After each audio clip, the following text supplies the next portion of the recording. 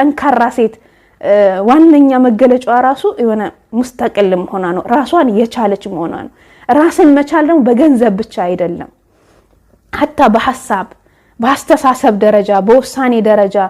ያናኗር ህይወትሽን በመምረጥ ደረጃ የሚጠቅምሽን የሚጎዳሽን ነገር የመለየት አቅም ሲኖርሽ እነዚህ ነገራቶችሽ ይሄ በራስሽ ያለሽ የመተማመን በራስሽ ያለሽ ኮንፊደንስ በራስሽ ያለሽ ውሳኔ ያንዳንዱ ነገራቶችሽ ይሄ የጠንካራ ሴት መገለጫ ነው ያ ደግሞ ሁላችንም ጋር አለ ግን አላስተዋል ነው እንደ ደካማ ጎን አርገልን ቆጥሮን እንችላለን ይሆነ በገንዘብ ብቻ የጎለበተ በገንዘብ ብቻ የበረታ በንብረት ብቻ የበረታ ማንነትን የምንጠብቅ ሰዎች ካለን እኛ ጋር ያለውን ስብዕና ቆንጆ ስብዕና እናጣዋለንና የመጀመሪያው የጠንካራ ሴት መገለጫ